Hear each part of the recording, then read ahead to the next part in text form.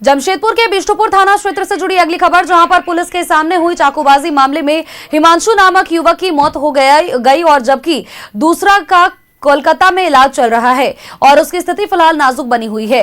झारखंड मुक्ति मोर्चा के प्रदेश प्रवक्ता और साथ ही पूर्व विधायक कुणाल सारंगी मृतक हिमांशु के घर पहुंचे और जहां पर हिमांशु के माता और पिता और उसकी पत्नी से मुलाकात की है। साथ ही मुख्यमंत्री हेमंत सोरेन और डीजीपी से फोन पर बात करवाया है और उधर 2 दिन बाद परिवार के लोग मुख्यमंत्री से मुलाकात करेंगे। इस समय कुणाल सारंगी ने निर्धारित इसे कर दिया है।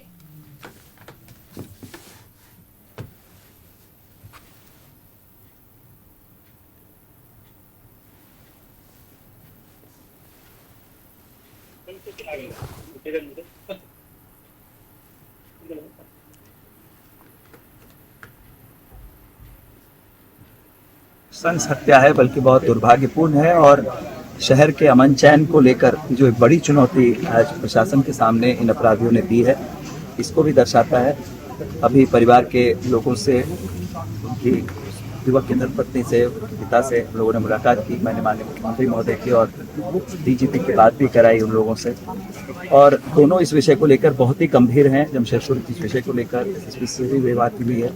तो प्रशासनिक स्तर पर निश्चित रूप से बहुत बड़ी चुनौती है और जो वहाँ पर पुलिस की उपस्थिति में इस तरह की घटना का होना, ये न केवल प्रशासनिक व्यवस्था के ऊपर बल्कि जो जमशेदपुर के लोग यहाँ शांतिपूर्वक रहते हैं, उनकी उस भावना पर भी अपराधियों ने चोट की है।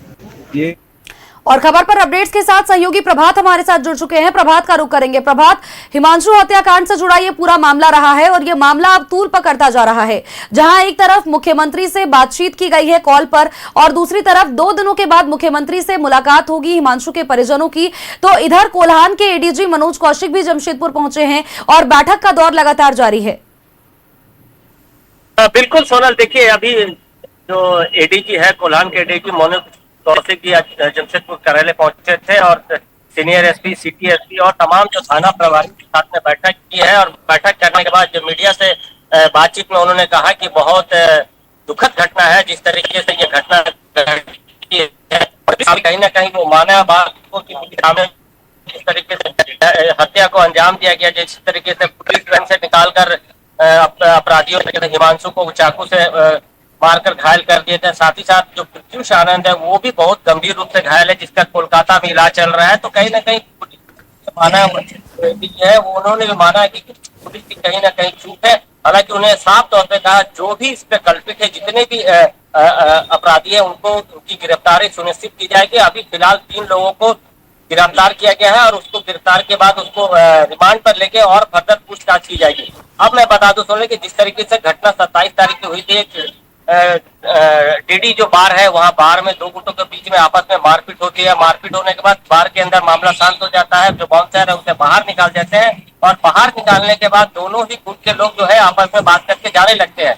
इसी बीच में जो दूसरे गुट है, वो दूसरे गुट फोन करके कुछ लोगों को बुला लेते हैं और बुलाकर उसके ऊपर में हमला कर देते हैं। और जिस तरीके से चापड़ और चाकू से हमला करते थे वो साफ तौर पर सीसीटीवी फुटेज में अभी हम लोगों ने दिखाया किस तरीके से गिरा। और पुलिस के सामने पुलिस कर्मी चार पुलिस कर्मी थे, उसके बाद भी उसके सामने मार दिया था। हालांकि चाहते तो वहां पे लाठीचार्ज कर सकते थे, अगर आत्मरक्षा के ऊपर में गोली चलाने की बात कर सकते थे, तब अगर हो सकता है कि बात कहते तो शायद ये हत्या नहीं होती।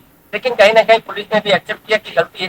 पुलिस की जो प्राइमरी नजर आ रहा है, जो सीसीटीवी फुटेज में जिस तरीके से नजर आ रहा, उसको लेकर कहीं ना कहीं सवाल खड़े। हालांकि अब एडीजी पहुंचे हुए, जिस तरीके से राज्य के मुख्यमंत्री ने परिवार के लोगों से बात किया। और अगर हम वहीं दूसरी तरफ बात करें तो भारतीय जनता पार्टी ने भी सवाल खड़ा किया कि जिस तरीके से लगातार शहर में आपराधिक घटनाएं हो रहे हैं, चापड़ से हमलाएं हो रहे हैं, उसमें कहीं ना कहीं पुलिस विफल है। हालांकि पुलिस पूरी तरीके से मुस्तैद है। जिस तरीके से इतनी बड़ी घटना होने के बाद एडीजी मनोज कौशिक पहुंचे, पदाधिकारियों के साथ बैठक की और आज अभी फिलहाल 2 मिनट पहले वो ये जहाँ घटना घटी थी, जहाँ मैं खड़ा हूँ, उस घटना स्थल का भी उन्होंने मुआयना किया। डीडी बार के बाहर जाकर भी देखा किस तरीके से क्या घटनाएं घटी है, वो सारी पहलू को उन्होंने देखा। साथ में उनके सीनियर एसपी, तमाम पुलिस पदाधिकारी थे और उनका साफ कहना है जो भी इस घटना में शामिल है उनकी गिरफ्तारी सुनिश्चित करी जाएगी। और गिरफ्तारी करने के बाद जल्द से जल्द उनको सजा दिलाने का प्रयास किया जाए। लेकिन जो परिवारजनों का साफ कहना है कि जब तक उसके एनकाउंटर नहीं होता तब तक हम लोग बॉडी का पोस्टमार्टम नहीं करेंगे। जिस तरीके से आदिपुर में लगातार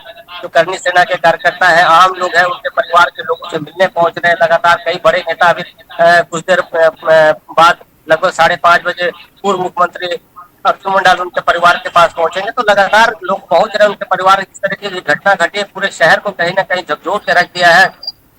और जो सबसे ज्यादा सोना तो सीसीटीवी फुटेज जिस तरीके से वायरल हुआ उसमें साफ तौर पर देखा जा सकता है किस तरीके से पुलिसकर्मी के सामने अपराधियों किस तरीके से उन पर वार बिल्कुल। कर और रहे हैं। देखिए सीसीटीवी फुटेज के वायरल होने के बाद ही प्रभात लगातार जिस तरह से पुलिस की कार्यशैली पर भी सवाल खड़े होने लगे। हालांकि दूसरी तरफ अगर देखा जाए तो कर्णी समाज के लोगों ने भी 48 घंटे का अल्टीमेटम दे दिया है और ये स्पष्ट जरूर किया है कि 48 घंटे के भीतर अगर दोषियों की गिरफ्तारी नहीं होती है, जिस तरह से 3 लोगों की गिरफ्तारी हालांकि अभी तक हुई है, लेकिन ऐसे में अभी मुख्य जो आरोपी है वो गिरफ्त से बाहर है, जो बताया जा रहा है। और जो पुलिसकर्मी रहे, जो दोषी पुलिसकर्मी रहे, उन पर अगर कोई कार्रवाई नहीं होती है तो उसके बाद कर्णी समाज के लोग लगातार आंदोलनरत रहेंगे, सड़क पर उतरेंगे। ये बात भी जरूर कह दिया गया है। चलिए, बहुत बहुत शुक्रिया तमाम जानकारियां दर्शकों तक साझा करने के लिए प्रभात।